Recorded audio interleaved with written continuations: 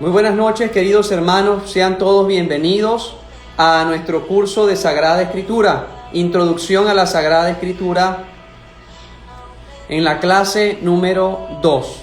Sean todos bienvenidos y espero que este taller de Introducción a la Sagrada Escritura nos lleve a conocer y a amar más a Dios, que nos habla a través de su palabra, que nos habla a través de su mensaje de amor y de salvación universal. Así que cada día estamos llamados a amar, a conocer la Sagrada Escritura. Nos dice el Salmo 118, lámpara es tu palabra para mis pasos, luz en mi camino. Ciertamente Dios nos habla a través de la Escritura, como refieren los santos. Cuando oramos, nosotros le hablamos a Dios. Cuando leemos la Sagrada Escritura, es Dios el que nos habla a nosotros. Por eso afirmamos que es palabra de Dios. Es Dios mismo quien nos está hablando a través de su palabra, a través de su mensaje de amor. Vamos a iniciar invocando al Espíritu Santo para que sea el que nos guíe en este estudio bíblico de esta segunda clase. En el nombre del Padre, y del Hijo, y del Espíritu Santo. Amén. Ven, Espíritu Santo, llena los corazones de tus fieles, y enciende en ellos el fuego de tu amor. Envía, Señor, tu Espíritu para darnos nueva vida, y se renovará la faz de la tierra. Oh Dios, que iluminaste los corazones de tus fieles con las luces de tu Espíritu Santo, concédenos saborear las cosas rectas según tu Espíritu y gozar para siempre de tus consolaciones. Por Jesucristo nuestro Señor. Amén.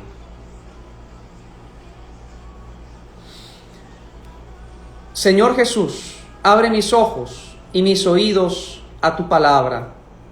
Que la lea y escuche yo tu voz y medite tus enseñanzas. Despierta mi alma y mi inteligencia para que tu palabra penetre en mi corazón y pueda yo saborearla y comprenderla. Dame una gran fe para que tus palabras sean para mí otras tantas luces que me guíen hacia ti por el camino de la justicia y de la verdad. Habla, Señor, que yo te escucho y deseo poner en práctica tu doctrina, porque tus palabras son para mí vida, gozo, paz y felicidad. Háblame, Señor, tú eres mi Señor y mi Maestro, y no escucharé a nadie sino a ti. Amén. Nuestra Señora de Chiquinquirá ruega por nosotros. San José ruega por nosotros. San Pío de Pietrelcina ruega por nosotros. San Jerónimo ruega por nosotros. En el nombre del Padre, y del Hijo, y del Espíritu Santo. Amén. Vamos a iniciar leyendo un texto bíblico. Pueden, en sus Biblias vamos a leer la primera epístola de San Pedro, capítulo 3, versículo del 13 en adelante. Nos dice así: ¿quién puede haceros mal si os afanáis por el bien? En cualquier caso, aunque sufrierais a causa de la justicia, dichosos ustedes. No les tengan ningún miedo, ni se perturben. Al contrario, dad culto al Señor en vuestro interior, siempre dispuestos a dar respuesta a quien os pida razón de vuestra esperanza, pero hacedlo con dulzura y respeto. Palabra de Dios. Te alabamos, Señor. En la primera carta de San Pedro, primer papa de la Iglesia, se nos invita a estar siempre dispuestos a dar razón de nuestra esperanza. Debemos también estar dispuestos a dar razón de nuestra fe. Y por eso, a través de la teología y del estudio bíblico, nosotros nos vamos a preparar para que podamos dar también razón de nuestra fe con fundamentos teóricos, fundamentos bíblicos. Vamos a poder fundamentar nuestras respuestas. Primera de Pedro 3:15. Estad siempre dispuestos a dar razón de vuestra esperanza. Hermanos, en la clase número 1 tuvimos una introducción a la Sagrada Escritura, donde leímos que la Sagrada Escritura, la Biblia, es por tanto un conjunto de libros. Bien, un conjunto de libros. La palabra griega biblos viene, entonces significa libros. Es una compilación de libros que está dividido en dos partes: Antiguo Testamento y Nuevo Testamento. Es llamada palabra de Dios, libro de la revelación, y está divinamente inspirada. Es Dios el que nos habla a través de la Escritura. Y está, por tanto, de esta manera, organizada según nuestro canon, el canon o la ordenación de los libros de la Sagrada Biblia. Bien, queridos hermanos, vemos entonces, nos dice también la Constitución Dei Verbum del Concilio Vaticano II, lo siguiente, que es Dios quien nos está hablando a través de la inspiración bíblica, a través del texto bíblico. La revelación que la Sagrada Escritura contiene y ofrece ha sido puesta por escrito bajo la inspiración del Espíritu Santo, y la Santa Madre Iglesia, fiel a los apóstoles, reconoce que todos los libros, tanto del Antiguo como del Nuevo Testamento, con todas sus partes, son sagrados y canónicos, en cuanto que están escritos por inspiración del Espíritu Santo. Entonces, este primer punto es llamado inspiración en la Sagrada Escritura. Es Dios el que nos está hablando a través de ella. Y para interpretar la Sagrada Escritura debemos entonces invocar siempre al Espíritu Santo. Y leímos que vamos a conocerla primero desde fuera para conocer su interior, conocer el contexto para conocer luego y profundizar en el texto bíblico. ¿Y qué necesitamos para tener éxito al leer la Sagrada Escritura? En primer lugar, oración, pidiendo a Dios que nos ilumine. En segundo lugar, la lectura pausada para poder digerir bien el texto. Tercero, humildad, sabiéndonos necesitados de Dios. Cuarto lugar, no buscar ciencia profana, sino un mensaje espiritual para salvarnos. No dejar pasar un día sin leer una página de la Sagrada Escritura. En otro lugar, leer explicaciones de buenos libros que comenten también la Sagrada Escritura. Y veíamos, y luego profundizaremos también en ello, que la Sagrada Escritura está dividida en capítulos y en versículos, cada texto bíblico. Y de esa manera aprenderemos a identificar y a buscar en la Sagrada Escritura. Entonces, como conclusión de esa primera clase, vimos que la Biblia es más que un libro, es Dios el que nos está hablando. En segundo lugar, Dios siempre ha estado junto al hombre y se hace presente en nuestra vida. En tercer lugar, Dios nos escucha y nos habla y nos da palabras de vida eterna. Bien, en rasgos generales hemos hablado de lo que es la Sagrada Escritura como un abreboca para poder nosotros luego ir profundizando en el texto bíblico. Hoy vamos a hablar también sobre el canon de la Sagrada Escritura. Muchos me han preguntado, padre, ¿qué Biblia está utilizando usted? Bien, estoy utilizando la Biblia llamada Biblia de Jerusalén. Biblia de Jerusalén, por aquí la pueden ver. Bien, pero podemos usar cualquier Biblia, especialmente si es la Biblia católica. Bien, pueden utilizar cualquier texto bíblico. Bien, esta es la Biblia de Jerusalén, editorial San Pablo y de Brouwer, una muy buena traducción de la Biblia. Luego le puse el forro y le coloqué también algunos stickers de manera de identificar más fácilmente cada uno de los libros de la Biblia. Hay algunos que ya los traen y es más fácil de ubicar los distintos textos bíblicos.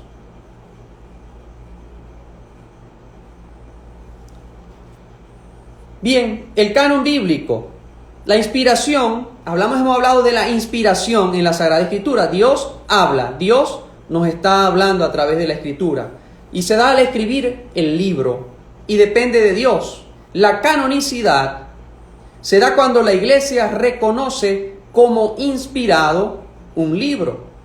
Depende por tanto de Dios y de la Iglesia. De ahí que suele decirse, Dios inspira el libro, la Iglesia lo canoniza. Bien, vamos a buscarle nuestras láminas.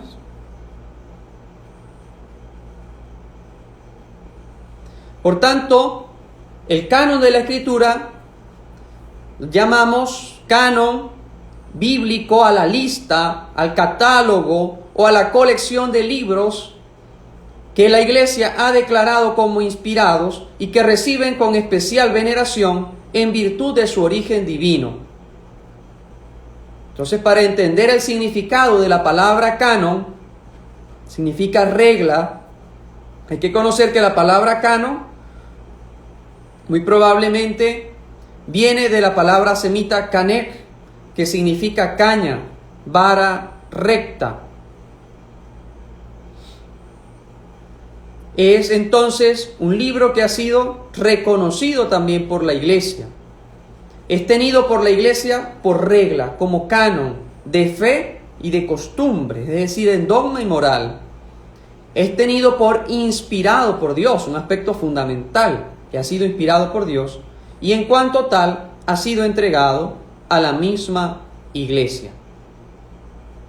En la literatura clásica, canon significa esa vara recta para sostener derecha una cosa. De hecho, nosotros en estos tiempos hablamos del derecho canónico, es decir, las reglas que rigen a la Santa Iglesia. En la literatura eclesiástica, canon significa para los padres las normas de fe y de verdad, es decir, la doctrina de los apóstoles. Cómo esta doctrina de los apóstoles se manifiesta en las Escrituras, y especialmente en los concilios desde el siglo IV. A los libros de la Biblia se les llamó canónicos, a la colección de libros de la Sagrada Escritura y a las definiciones dogmáticas de los libros canas. Así que los libros desde una perspectiva católica pueden clasificarse de la siguiente manera.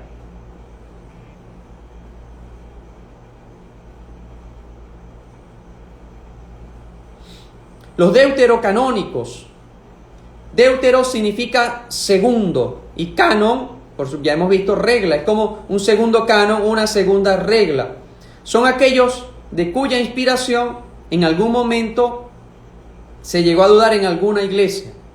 Pero en nuestro caso, en el Antiguo Testamento, son 7 los libros deuterocanónicos, que son especialmente de la versión de los 70. Yo les comenté que existe el canon hebreo o el canon judío y está el canon griego o versión de los 70, donde se nos dice que 70 ancianos se reunieron para la traducción de la Sagrada Escritura. Y de allí es tomada esa versión de los 70, donde encontramos estos libros deuterocanónicos. Son 7 en total en el Antiguo Testamento: Tobías, Judith, Sabiduría, Eclesiástico, Baruch, Primera y Segunda de Macabeos, y también algunos fragmentos de Daniel y de Esther. Y en el Nuevo Testamento se habla de libros deuterocanónicos: la carta a los Hebreos, Santiago, Segunda de Pedro, Segunda de Juan, Tercera de Juan, Judas y Apocalipsis. Bien, y por otro lado, protocanónicos, ya estamos hablando de 2 términos que podemos ver. Deuterocanónicos son estos, especialmente en el Antiguo Testamento, los 7 libros que se añadieron posteriormente en la versión de los 70, la Biblia griega. Y los libros protocanónicos son aquellos de cuya canonicidad no se ha dudado nunca, y además en ninguna iglesia particular. Y de esta manera, entre el canon judío y el canon católico, hablamos de la siguiente manera. Está el canon de Palestina,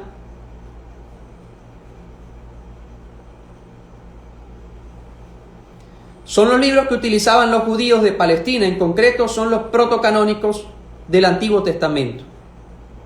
Y el canon de Alejandría, son los que usaban los judíos helénicos, los de la diáspora. En concreto son los protocanónicos y deuterocanónicos del Antiguo Testamento. Bien, se habla de los judíos de la diáspora, aquellos judíos que en tiempos de persecución salieron de su tierra y se encontraban diseminados por otras regiones. Los concilios de la Iglesia, especialmente el concilio de Trento en su cuarta sesión, establece el canon bíblico. ¿Cuáles son los libros que son considerados inspirados? Pero ¿de qué se trata todo esto? Se trata entonces de que la Iglesia simplemente reafirma aquello que se ha hablado anteriormente. Lo que hacen estos dos concilios es confirmar la tradición apostólica que aparece claramente desde el siglo IV. ¿Y cuáles son las normas que tuvieron en cuenta para saber si un libro era o no canónico? ¿Cuáles fueron? En primer lugar, si había sido citado por Cristo o por los apóstoles como escritura divina. A lo largo de la escritura, y especialmente en el Nuevo Testamento, Jesús utiliza citas del Antiguo Testamento. Todos los apóstoles también lo hacen. En el momento de las tentaciones, cuando Jesús es llevado por el Espíritu al desierto, Jesús responde en base a la palabra de Dios. Cuando el demonio lo somete a prueba y le dice: no tentarás al Señor tu Dios. Está citando allí a la Sagrada Escritura. Y en otro momento también responde: al Señor tu Dios adorarás y a Él solo servirás. Y su otra respuesta: no solo de pan vive el hombre, sino de toda palabra que sale de la boca de Dios. Está Jesús citando textos del Antiguo Testamento, especialmente de la ley, de la Torá, particularmente del libro del Deuteronomio y del Éxodo. Y en segundo lugar, saber si había sido citado como escritura divina en obras de origen y tradición cristiana. Entonces la Iglesia lo que hace es reafirmar lo que ha recibido por los apóstoles y por el mismo Jesús. Bien, por eso es la Iglesia la que establece el canon que ha sido hasta nuestros días aceptado.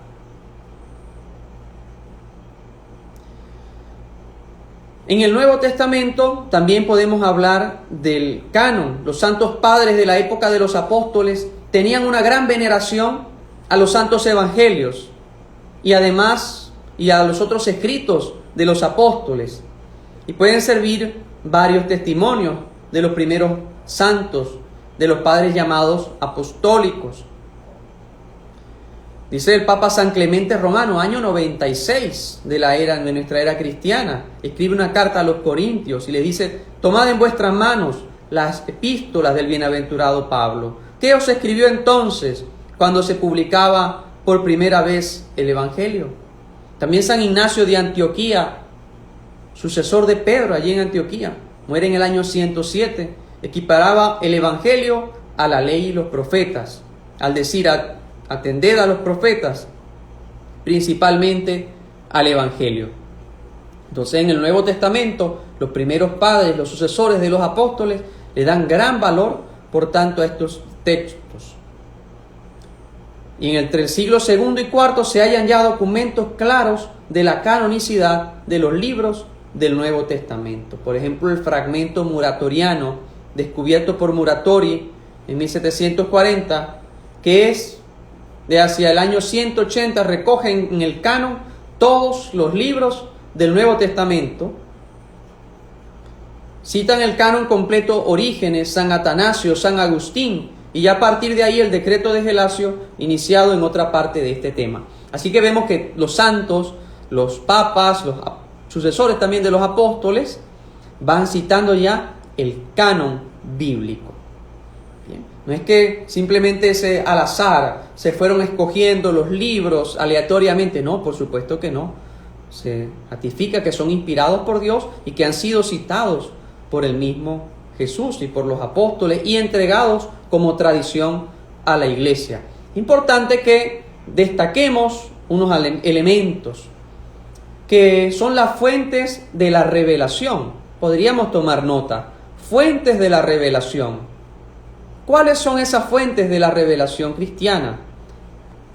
En primer lugar tenemos a la Sagrada Escritura. Dios nos habla, es la revelación de Dios que nos está allí hablando. Pero también tenemos la tradición y el magisterio. Es un trípode esas fuentes de la revelación. Sagrada Escritura, tradición con T mayúscula y el magisterio de la iglesia. Como Dios ha hablado a través de su iglesia, a través de los papas, de los concilios, de los santos, especialmente de los padres de la iglesia, de los primeros siglos del cristianismo. Dios pues nos va hablando a su pueblo. Entonces, nosotros no nos quedamos solamente con la Escritura, sino también con la tradición y con el magisterio de la iglesia, un trípode donde reconocemos que Dios nos está allí hablando. Citando principalmente este número, el Catecismo de la Iglesia Católica, en el número 120, nos dice lo siguiente: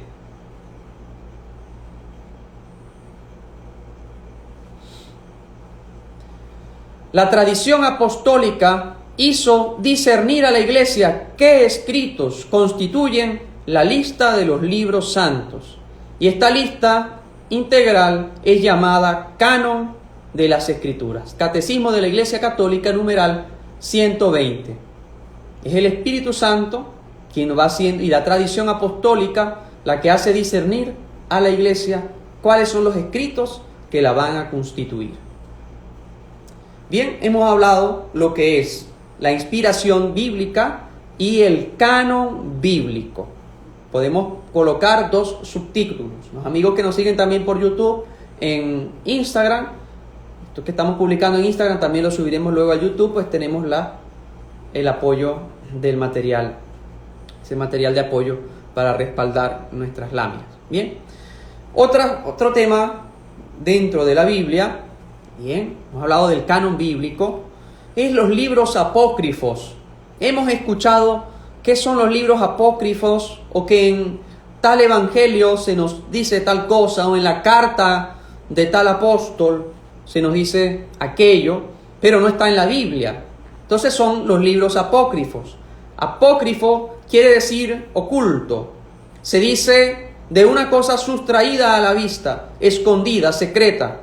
Para los católicos, libro apócrifo es lo mismo que libro no canónico. Es decir, es un libro que no ha sido, que no se reconoce como inspirado, que no llena los requisitos para ser inspirado. Los protestantes llaman apócrifos a los libros que nosotros llamamos deuterocanónicos. Y a los que nosotros designamos como deuterocanónicos, como apócrifos, ellos los llaman pseudoepígrafos, es decir, escritos con nombre falso. ¿Qué sucede? Los apócrifos del Antiguo Testamento se deben en parte al deseo de agregar a la ley nuevas tradiciones o exhortaciones morales. Y todos los libros apócrifos del Nuevo Testamento fueron escritos por los cristianos. La mayor parte de las veces tenían el objeto de satisfacer la curiosidad de los fieles.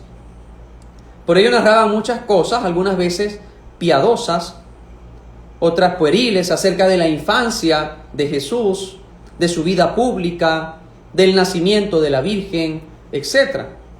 Entonces eso lo encontramos en algunos textos apócrifos. Hablamos, por ejemplo, la tradición que nos habla de los abuelos de Jesús, los papás de la Virgen María, que los conocemos como San Joaquín y Santa Ana. Eso está allí en evangelios apócrifos, o algunos textos de la infancia de Jesús, que si murió un pajarito y él le dio nueva vida o lo formó del barro, lo encontramos en el protoevangelio de Santiago. En fin, Son textos escritos por los cristianos como para satisfacer la curiosidad de los fieles y complementar, pero no son escritos por los apóstoles, ni tampoco en esa época, sino por lo general son escritos posteriormente. Por otro lado, hay otros textos apócrifos que se deben a los herejes que buscan fundamentar sus teorías, como tenían por objeto proponer y justificar errores de su secta, que son siglos posteriores a la época apostólica. Estos libros pretendían pasar como canónicos al amparo de su falsa atribución a autores inspirados, y por tanto la Iglesia no los reconoce como tales. Le dan el nombre de un apóstol. Hablamos a veces del Evangelio de Judas o de María Magdalena, en fin, textos apócrifos escritos siglos o años posteriores, y les atribuyen un autor bíblico para que tenga ese fundamento. ¿Okay? Entonces debemos distinguir los textos canónicos inspirados, escritos por autores sagrados. ¿Cómo son llamados los autores sagrados o los escritores sagrados? Agiógrafos. Escritor sagrado, agiógrafos. Bien, de agios, de santo en griego, y grafos, por tanto, escritura. Algunos de los apócrifos son los siguientes: los Jubileos, el de Esdras, cuarto libro y tercero de los Macabeos, Odas de Salomón, libros de Enoc en el Antiguo Testamento. Y en el Nuevo Testamento, el protoevangelio de Santiago, el tránsito de María, las actas de Pablo, el Evangelio según los Hebreos, la carta de nuestro Señor a Abgaró, en fin, entre otros.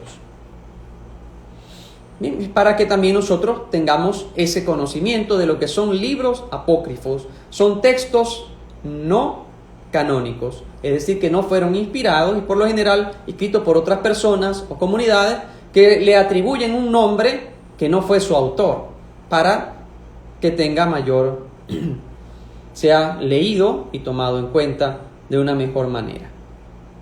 Bien, ya hasta allí con lo que es el tema del canon bíblico. Y así como hablamos de inspiración, vemos que Dios es la verdad absoluta y nos habla con la verdad. Bien, al final de la clase tendremos una parte práctica para la lectura bíblica y podamos buscar y ubicar prácticamente textos bíblicos. Hablamos ahora sobre la verdad de la Biblia.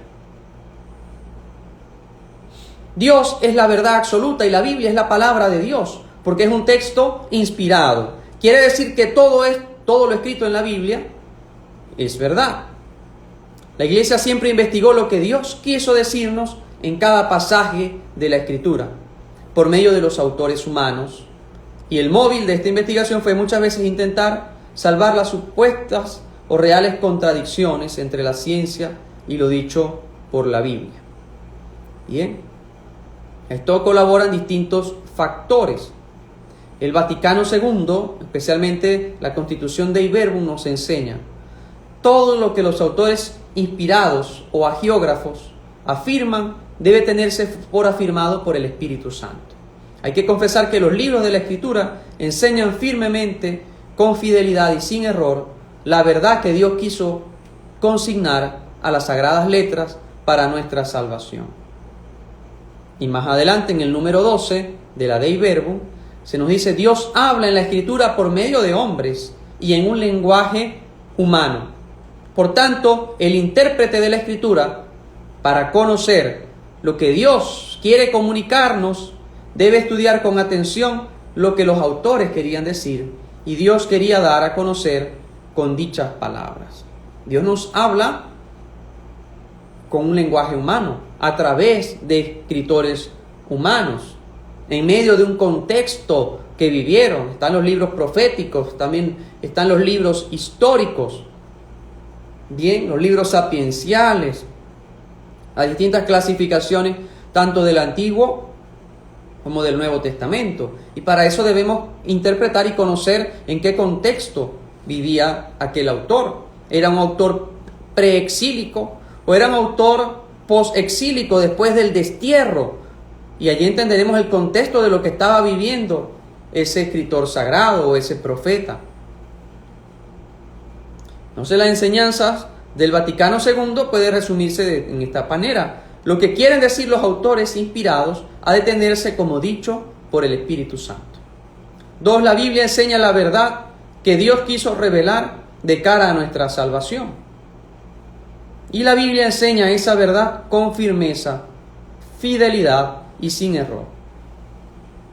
Así que es una verdad revelada. Dios nos está hablando ya de distintas maneras sobre otros temas. La Biblia no es un libro científico, netamente, es un libro religioso. Narra algunos hechos históricos, pero hay que entender en el fondo el mensaje que Dios nos quiere dar a través de esos relatos. Hay relatos que podrían desconcertarnos, o a través de alguna guerra, o en los libros históricos, por ejemplo, pero es Dios el que nos está allí hablando. Hay que sacar la moraleja de eso que Dios nos quiere decir. Bien, a través, por ejemplo, del libro del Génesis, que ya posteriormente dedicaremos un apartado a lo que es el libro del Génesis. Bien, el relato de la creación, Dios nos está hablando. Dios nos habla sobre la creación. Creó al ser humano. Ya de qué manera fue creado, ya eso lo podemos dejar a la ciencia. Bueno, que la ciencia y fe, por cierto, van de la mano. Hay una encíclica llamada Fides et Ratio, la ciencia y la fe y la razón, que van de la mano. Bien.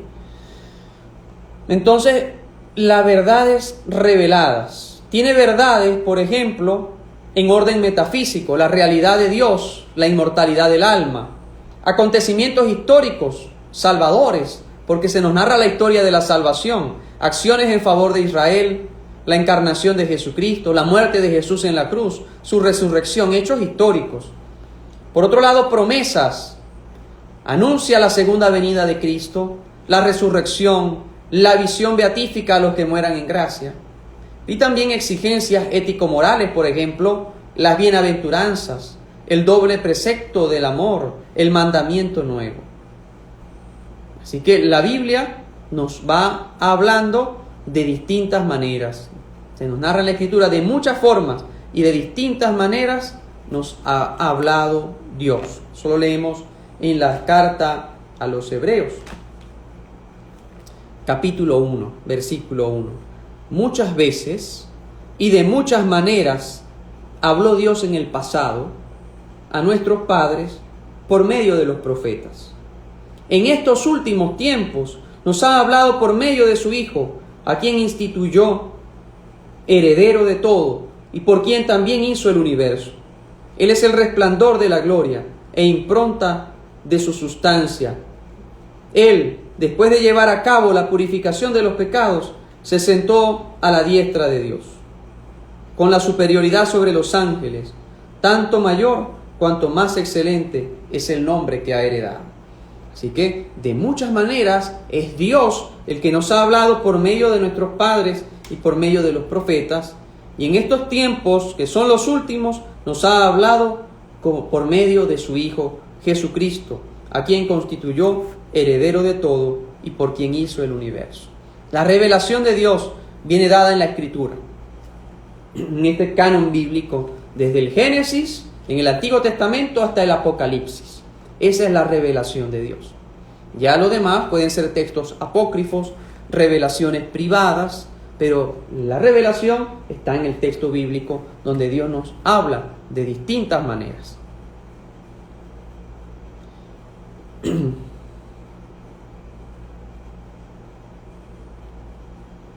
este sentido, queridos hermanos, la Biblia refleja la pedagogía divina en la educación moral y religiosa del pueblo.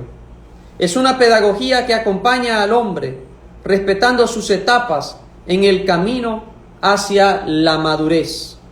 Dios conduce a los hombres poco a poco, a través de experiencias concretas, a través de distintas enseñanzas. Dios nos va hablando. Y así lleva al nivel de la conciencia moral del Nuevo Testamento. Lo que Dios quiere decir, los autores inspirados han de tenerse como dicho por el Espíritu Santo. En segundo lugar, la Biblia enseña la verdad que Dios quiso revelar de cara a nuestra salvación, no otra verdad. Y en tercer lugar, la Biblia enseña esa verdad con firmeza, con fidelidad y sin error. Es la palabra de Dios, es Dios mismo el que nos está hablando. Allí hablamos también de lo que es la inerrancia. No puede haber error en la Sagrada Escritura, al menos en el mensaje que Dios nos está dando. Así que vemos que la Biblia refleja la pedagogía divina en esa educación moral y religiosa del pueblo. Es una pedagogía que acompaña al hombre, respetando sus etapas en el camino hacia la madurez. Es la madurez de todo un pueblo que peregrina desde Abraham, 1800 años antes de Cristo, hasta la revelación en el Apocalipsis. Dios conduce a los hombres poco a poco a través de experiencias concretas, enseñanzas proféticas, y así lo lleva al nivel de la conciencia moral del Nuevo Testamento. Dios no cesa de hablar, no cesa entonces de acompañar. Entonces, englobando un poco, hoy hemos hablado sobre la inspiración bíblica, y en segundo lugar sobre el canon bíblico. Son textos divinamente inspirados que han sido recogidos por la tradición de la Iglesia y autorizados por ella, por la tradición de los mismos apóstoles. Son los libros sagrados. Y están los apócrifos, que son los textos no canónicos, es decir, que no son inspirados, por lo general escritos posteriormente y atribuidos a autores anteriores para darle como mayor fundamento a esos textos. Vamos a tener entonces un momento práctico de la Sagrada Escritura, no sin antes comentarles, ya que estamos hablando sobre el canon, es importante destacar lo que son los escritos o manuscritos del Mar Muerto. Son llamados así por haberse encontrado en unas cuevas en Qumran, Khirbet Qumran, en Cisjordania, a orillas del Mar Muerto. Una colección de 972 manuscritos.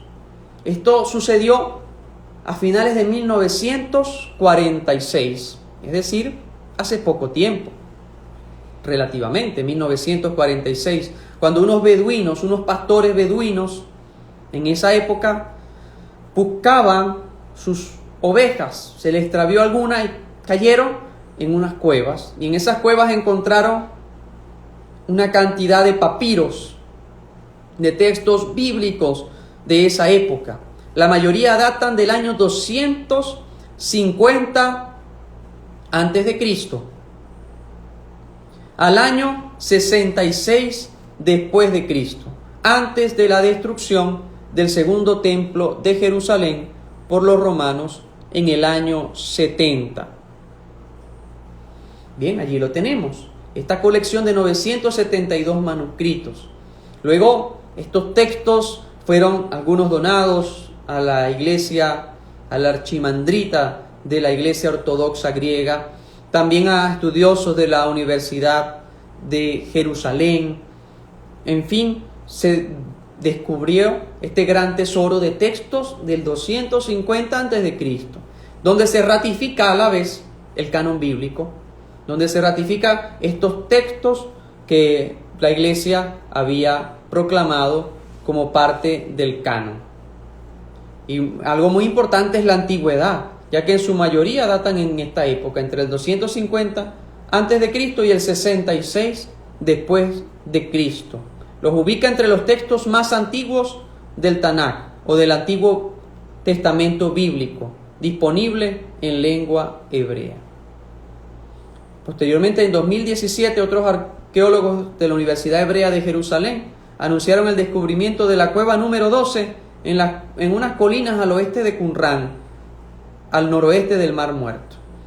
Así que han sido muchos descubrimientos posteriores, hasta el 2017, entre 1947 y 2017, donde se han encontrado textos de gran antigüedad. No sé, algo de cultura general, pero que nos ayuda también a ratificar lo que hablamos sobre el canon bíblico, sobre incluso los textos deuterocanónicos. Que algunos preguntan, padre, la Biblia cristiana evangélica es igual a la católica, tiene algunas diferencias, que son los textos deuterocanónicos. Y la Biblia evangélica no posee los textos deuterocanónicos, es decir, estos 7 libros del Antiguo Testamento, que sí están en la versión griega, en la versión de los 70. Bien, entonces allí radica la diferencia. De resto, son los mismos libros, ¿okay? El resto de los libros. Bien, queridos hermanos, y encontramos dentro de las Biblias católicas también distintas versiones o traducciones. La primera por San Jerónimo. Allá se fue a las cuevas de Belén y tradujo la Biblia llamada la Vulgata Latina, y desde entonces ha habido distintas traducciones. Ya le mostré esta Biblia de Jerusalén, pero hay Biblias de estudio, Biblias de distinta índole, inclusive Biblia para jóvenes. Tengo esta Biblia, hermosa Biblia para jóvenes de la editorial Verbo Divino, bien, con algunas ilustraciones también más adaptadas a los jóvenes, ¿no? Vive la palabra, como algunas actualizaciones o comentarios de la Sagrada Escritura. Así que, bueno, distintas versiones tenemos de la Sagrada Escritura, y es Dios el que nos está hablando. Que la Sagrada Familia te acompañe siempre en tu jornada de fe, en especial al reflexionar y orar con la Sagrada Escritura. Bien, cualquiera sea la versión que tengas de tu Biblia, en este caso nuestra Biblia católica, inclusive hay algunos que tienen un Nuevo Testamento o una versión inclusive no católica, pero por lo general posee allí, ya sabemos que son 7 los libros que no posee la versión cristiana evangélica. ¿Okay? Vamos a tener un momento práctico entonces, ya antes de finalizar nuestra clase de hoy, sobre el manejo de la Sagrada Escritura.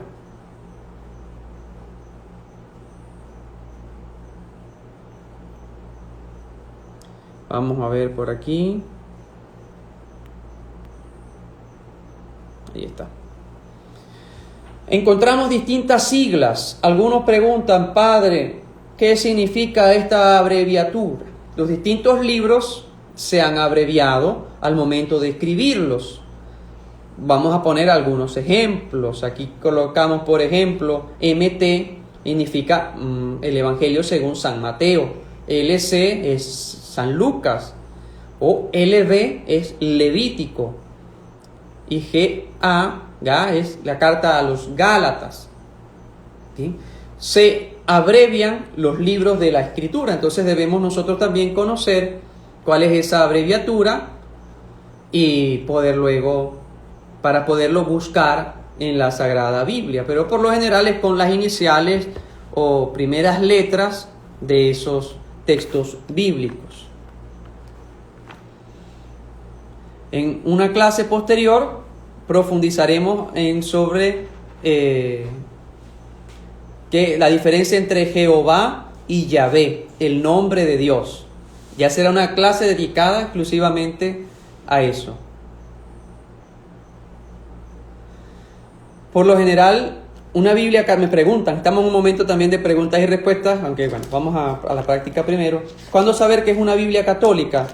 Por lo general, va a estar aprobada por una conferencia episcopal o va a tener un sello que dice Nihil Obstat, un sello de un obispo. Bien. Y pues de esa manera podemos saber que es una Biblia católica. La famosa Biblia evangélica es la Biblia Reina Valera, ¿no? Que también realizan una traducción de la Sagrada Escritura, una traducción también buena. Bien, entonces va a tener por lo general la Biblia católica una aprobación por una conferencia episcopal o por unos obispos. Por allí le encontrarán también algún sello. En este caso, por ejemplo, no creo que alcancen a verlo por allí, pero dice con la debida aprobación de la Conferencia Episcopal Española. ¿Sí? Y así de esa manera sabemos que es una Biblia católica. Pero bueno, si tienen algún Nuevo Testamento u otra Biblia, pues podemos utilizarla.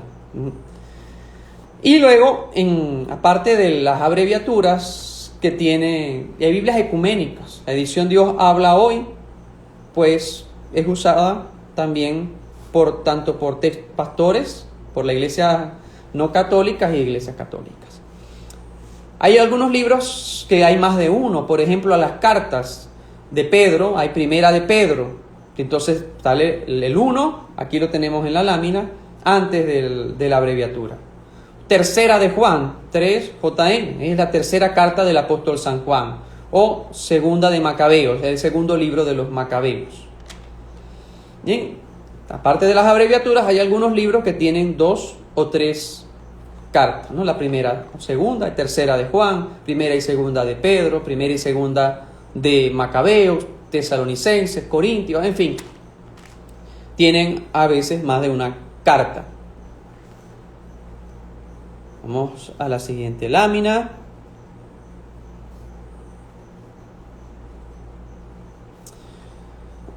Aparte de las abreviaturas que tienen los textos bíblicos, podemos encontrar unos signos de puntuación, pero va a ser diferente que los signos de puntuaciones en la escritura o en nuestras normas ortográficas, la coma, el punto, el guión. La coma indica que el primer número hace referencia al capítulo y el segundo al versículo. Entonces el número que está antes de la coma es el capítulo. Por ejemplo, Lucas 10,1. Bien, entonces sería Lucas capítulo 10, versículo 1. El número grande indica el capítulo, el número pequeño indica el versículo. Hebreos 3,4. Sería Hebreos capítulo 3, carta a los Hebreos capítulo 3, versículo 4. Bien, y allí identificamos en este caso un solo versículo. Vamos a buscarla, Lucas 10:1.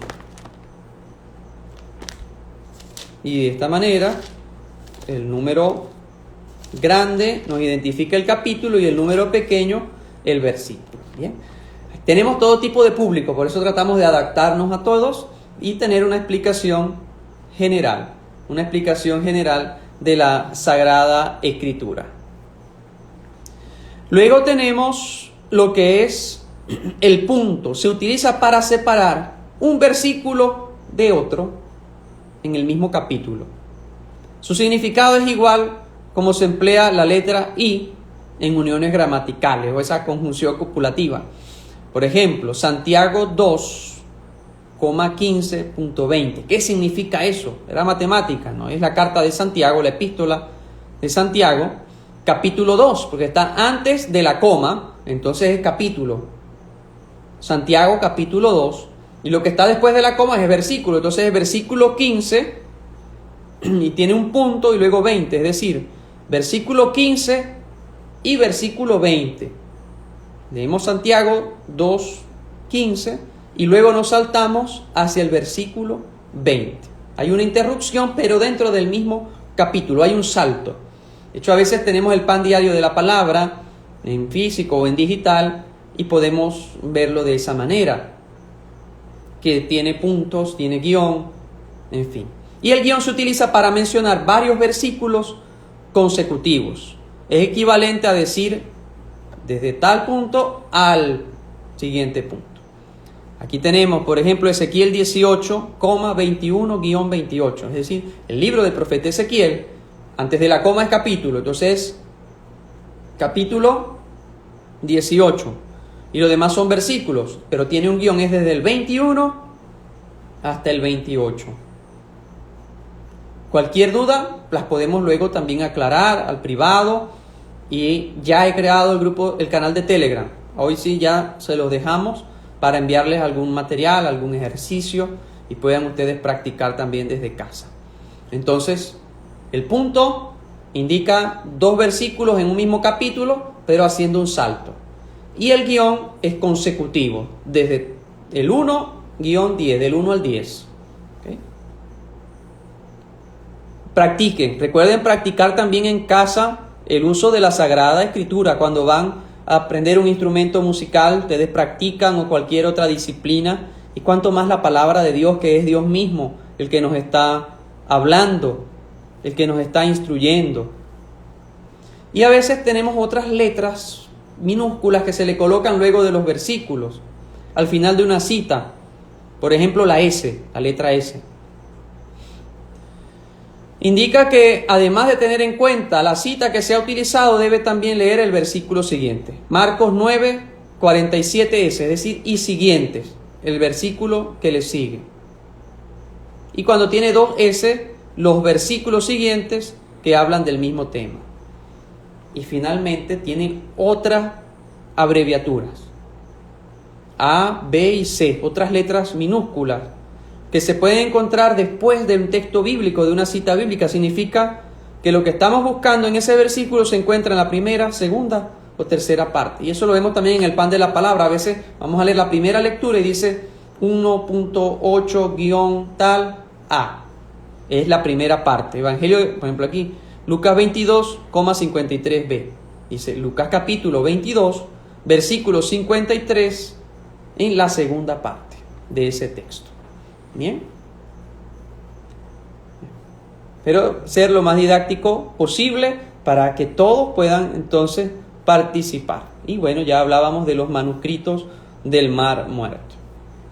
Por hoy tenemos este texto. Inspiración bíblica, canon bíblico, textos apócrifos o no canónicos y los escritos del Mar Muerto que nos contextualizan y ratifican lo que es el canon bíblico, y esta pequeña práctica, que en algún momento, si es más breve, podríamos hacer algún en vivo practicando también lo que es la Sagrada Escritura. Eso por hoy, nuestra clase. Ya al terminar la clase, inmediatamente les voy a dejar el canal de Telegram para que ustedes puedan suscribirse y allí pueda yo también enviarles información. Y luego trataré también de crear otro de WhatsApp para aquel que no tiene Telegram, pero es más práctico el canal de Telegram.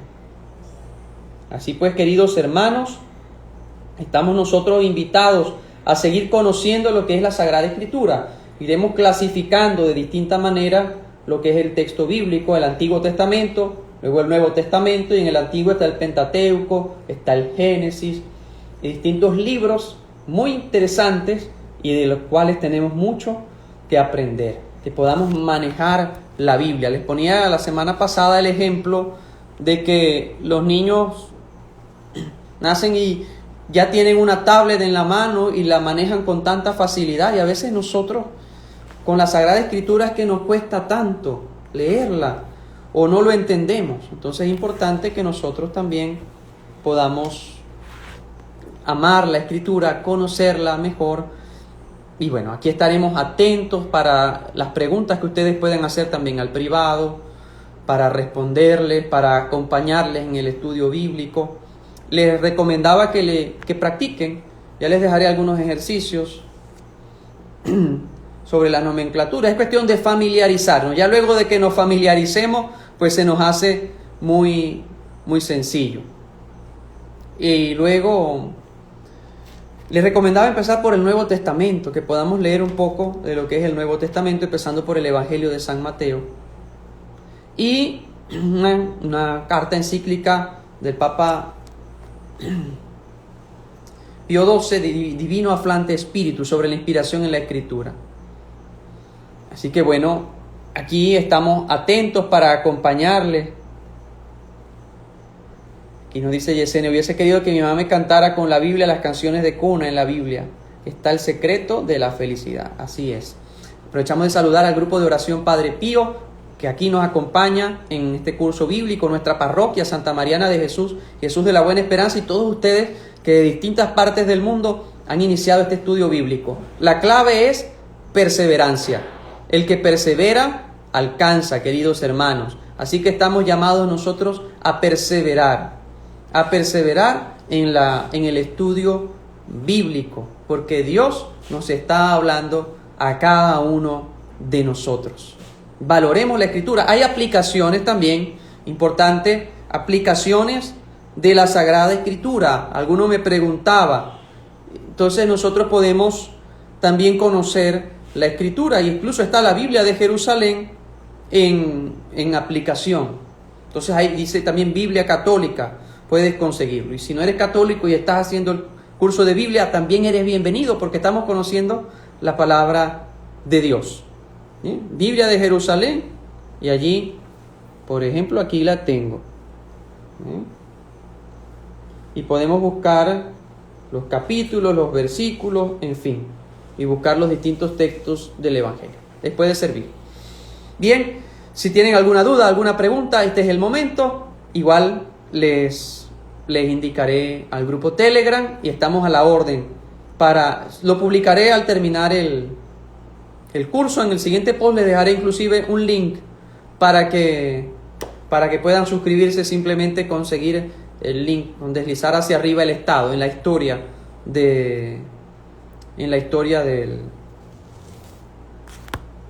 del Instagram, ¿ok? Así que aquí se los dejaré, inclusive abajo en esta publicación. Un abrazo para todos, estamos a la orden para aclarar dudas y sugerencias, inclusive si tienen algún material que quieran compartir, es bien recibido. Bien, podemos entonces también nosotros acompañarles de esta manera y compartir, aceptamos sugerencias para acompañarles en este caminar de conocer la palabra de Dios. Desde distintas partes del mundo, por aquí en Alemania, 3:30 de la mañana, allí leyendo la palabra de Dios. Qué bueno, México, Estados Unidos, Venezuela y cualquier parte del mundo. Un abrazo para todos, recibamos la bendición. El Señor esté con todos ustedes. Y la bendición de Dios Todopoderoso, Padre, Hijo y Espíritu Santo, descienda sobre ustedes y les acompañe siempre. Amén. Que el Señor les bendiga, que pasen una feliz y bendecida noche y mañana invitados y dar gracias a Dios por la beatificación de José Gregorio Hernández, el médico de los pobres. Que Dios les acompañe. Feliz noche para todos ustedes. San Jerónimo ruega por nosotros.